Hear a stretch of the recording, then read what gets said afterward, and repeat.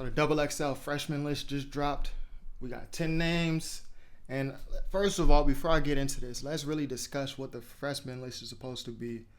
From my understanding, the freshman list is supposed to be a combination of new rappers who Double XL feels is going to be big in the future. They're going to dominate the game in the future.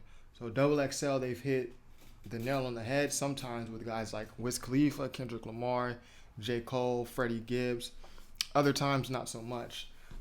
So first on the list is Kamaya. She's a Bay Area rapper. She dropped a dope album last year called A Good Night in the Ghetto. One of the best albums to come out last year. Top 15, top 20 in my opinion. So I'll okay that. Kamaya's dope. A Boogie, I think he's going to have one of the best albums of this year. If he drops this year, A Boogie, he got flows. I like A Boogie because A Boogie has original flows. Like, you don't really hear him copying nobody else's flow, copying nobody else's bars. When I first started listening to him, he sounded like Drake a little bit, but overall, A Boogie got his own sound, and his flows is crazy. So A Boogie, good choice. Next, PNB Rock. Now, I think PNB Rock dropped one of the worst projects I heard this year. Going through the motions, the rapping was just atrocious. The singing was a little subpar. He kind of sounded like Ty Dolla $ign, but it just not as interesting. But on YFN Lucci's project Long Live Nut came out this year, PNB Rock, he had a verse on a song called Every Day We Lit. Fire. So I can understand why PNB Rock is on here. He got hooks, he got a good delivery. He when you listen to PNB Rock, he can add something to a track. His solo project that he dropped this year though, I'm all the way good on that. All the way. Number 4, Made in Tio. He had that Uber Everywhere song. I don't really listen to dude much. I heard Uber Everywhere like everyone else did. Just not a huge fan, but there's not much for me to say about him. Next, Playboi Carti. Now, the first time I heard a Playboi Carti song, I've heard about dude for years because y'all been hyping him on the internet so much. A$AP Rocky be bringing him around and whatever. But Playboi Carti, the first time I ever heard his song was during the finals. Last night, like Game 5. Cavs versus Warriors. Last night they played Playboi Carti song, and it just kind of sounded like all the other stuff that's out right now. Like, it just sounds like everything else. You feel me? It's not really anything. It's not like Kamaya, to where Kamaya, she's hopping on, different types of production and she got different flows. Or A Boogie, he got like a million different flows. He could sing, he could rap. Playboi Carti is kind of just like, I don't know what y'all seeing, dude, but he on there. So Anime, he had that Caroline song, huge song. Haven't really heard anything else from him. I know he's bigger on SoundCloud. It's probably me need to do my homework, but he hasn't really dropped anything else that's caught my attention. He hasn't really had a feature that's caught my attention or anything like that. But I do really mess with the producers that he tends to collaborate with. So I can see Anime dropping another hit in the future. I don't really have a big opposition to Anime being on this list.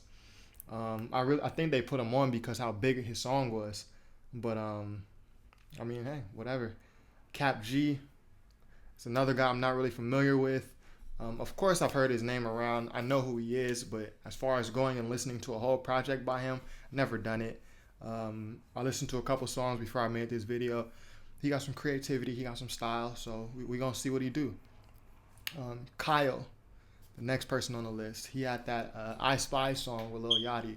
Now I figured Kyle was gonna blow up a while ago because he's very marketable. He, black man, well spoken. He make music that the white kids will love. He make music, very hooky. Simple raps, simple to understand, simple to memorize and repeat. Kyle is dope. He's not one of my favorite artists, but I can understand why he's on this list. And I like him because he got his own style. He's not really copying nobody else. I can't say the same for somebody like Playboi Carti, who sounds kind of like his contemporaries. He sounds just like his contemporaries. Flow-wise, voice-wise, everything. Even the way he dressed. So I really appreciate originality. So Kyle, he get a thumbs up from me. Ugly God. This is a guy whose music, again, haven't heard a lot of. Um, Up until a while ago, I thought he was a parody rapper. I thought he was like a parody of something, but apparently he's not. Yeah. And lastly, number 10, Triple X Temptation. He has a big following. He has his fan base. He has his core fan base that he's building. He's selling out shows, and he had that song "Look at Me," which was huge. He had a little riff with Drake, which was, put a little more pressure on his name. But I don't have an issue with Triple X Temptation being on here because he's put in the work, and he has his fan base. I'm not a fan of his music. I listened to his project that he dropped this year. Let me go to my iTunes. What is his project called? Let me see. I don't want to do this, or no, it's called Revenge. His project is called Revenge. I listened to it. The sound quality. See, if you're an artist and your sound quality isn't good, it's hard for anybody to listen to you. The sound quality and the sound engineering on this project, maybe it was just the copy that I downloaded, but it wasn't good. There's really nothing for me to take away from that project. You take a look at me off of there, and I probably don't even listen to it. I don't listen to it. I haven't gone back to it since. And Look at Me is one of those songs that I revisit every now and then. But shout out to Triple X Temptation, though. Another guy that's out here doing his own thing. He got his own style. Even though he was using Lil Uzi flow on Look at Me, he got his own style. He got his own his core fan base. He got his movement. So yeah, I mean that freshman 10, Kamaya, A Boogie, PNB Rock, Made in T.O., Playboy Cardi, Anime, Cap G, Kyle, Ugly God, Triple X. I'm reading off of paper. They could have did worse, honestly, but I really like that Kamaya is on here. Dropped a dope project last year. If you haven't heard of Good Night in the Ghetto by Kamaya, go listen to that. A Boogie, I think he's gonna be one of the best artists of this new school class coming up. A Boogie got flows galore. Go listen to High Bridge, the label, the mixtape. It's a Don Q and A Boogie collaboration mixtape. Fire. PNB Rock. Okay, I understand it. Made in T.O., Playboy Cardi. I feel like they're more on there for the hype. And Anime, he's obviously there for his hit song.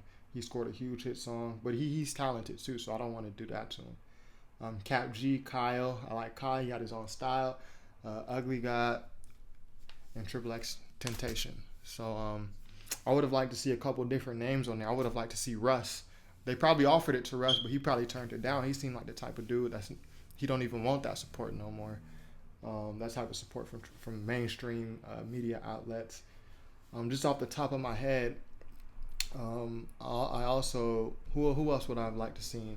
I like that I would have picked A Boogie too. I probably would have picked Don Q also. I would have picked Kamaya also. Maybe Black, the artist whose name is stylized, Six Lack. I would have put Shmino on there. I would have put No Name, Saba, maybe even Jazz Cartier, Drum. I don't know if Drum qualifies for the freshman 10 since he's more of a singer, but Drum, Roy Woods. If I could put producers, I'll put Monte Booker on there.